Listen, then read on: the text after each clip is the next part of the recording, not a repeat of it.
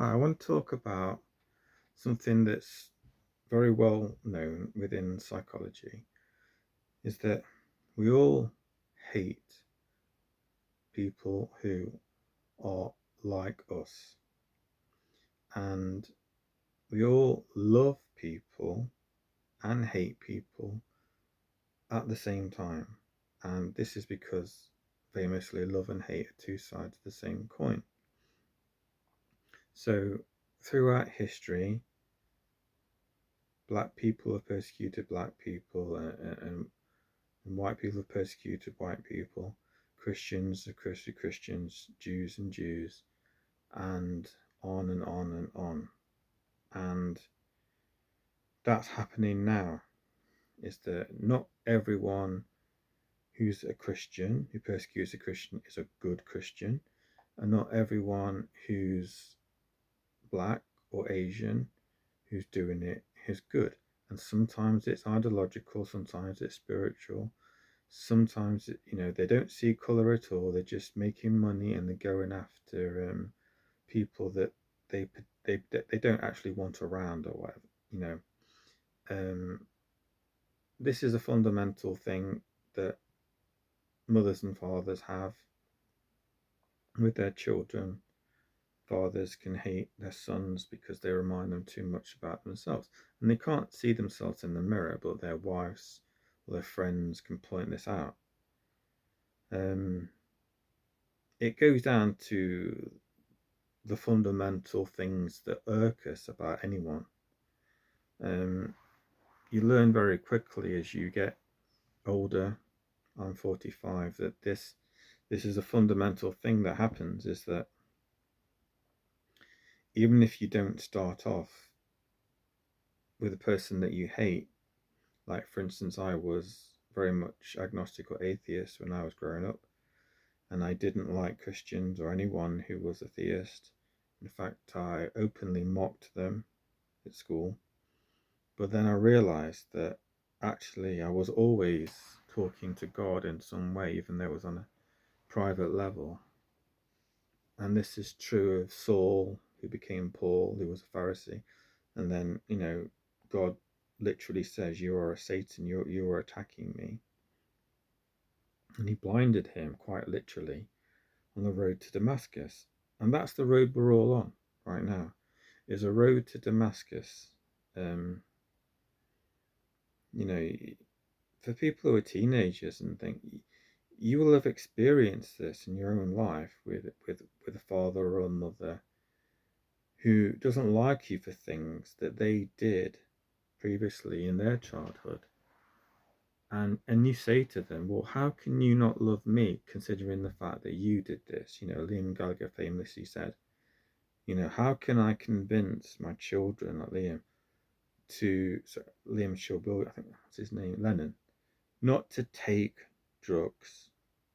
When I took drugs, so in the end, he gave up. Not to say you shouldn't actually give guidance about not doing that, but these are the things that happen. Is that many people, David Bowie, for instance, grew up.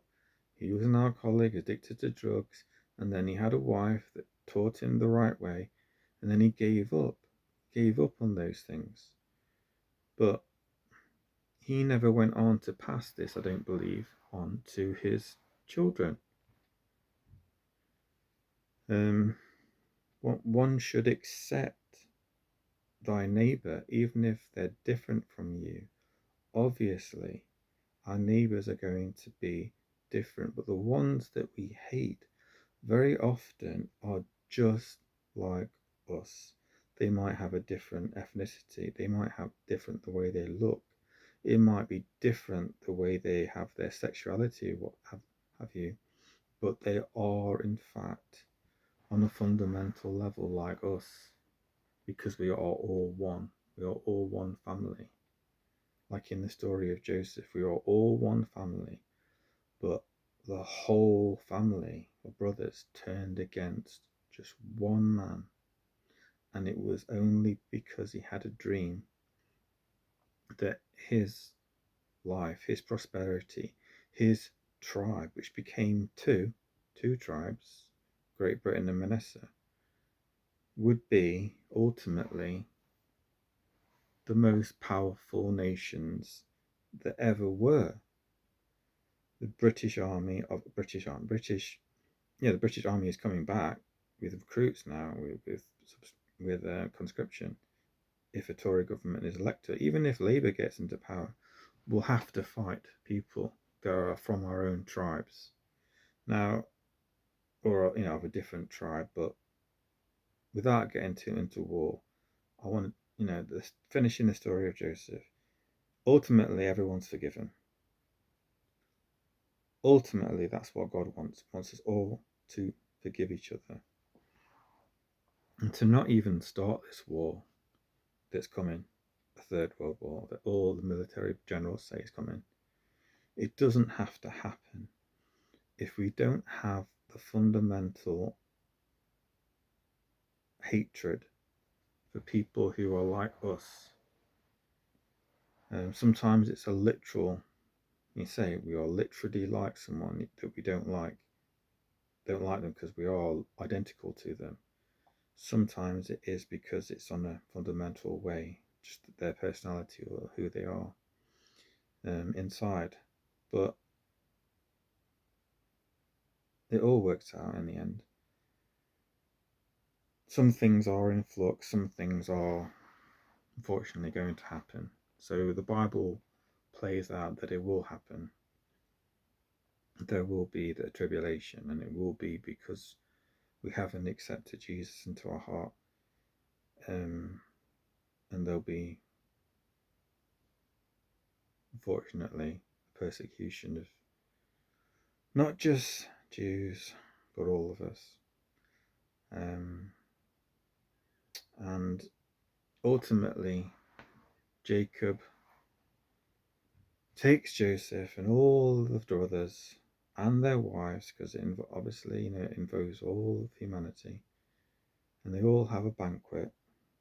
It's talked about in the Talmud. They all have a banquet, and Benjamin is happy, and there's like a nod or something that he's now his lovely brother again. And Joseph, who is a messianic foreshadow of Jesus, and Ben David goes into a new kingdom, and that's where we'll be for 1,000 years. Those who overcome their hatred and turn it into love. But ultimately, as humans, we don't get rid of hate. We just conquer it, and we go up and up and up on spiritual levels to the point where we are, as Jesus is, sacrificial, not literally sacrificing ourselves like only Ben David and Ben Joseph do, but we all learn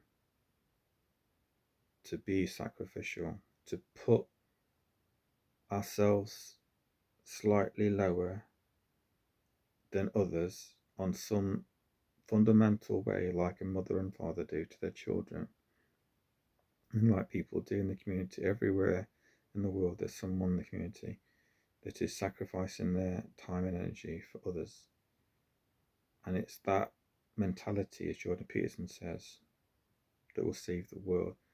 And conscription, unfortunately, to the army is probably where we're going to go, because it's difficult for the people to get the leaders that they want into power right now. But the people will find out very, very soon that the love between a man and a woman, a love between a mother and their son, and a father and their son or daughter, is unbreakable. It is unbreakable, fundamentally unbreakable. Even if you die, you will never lose that bond.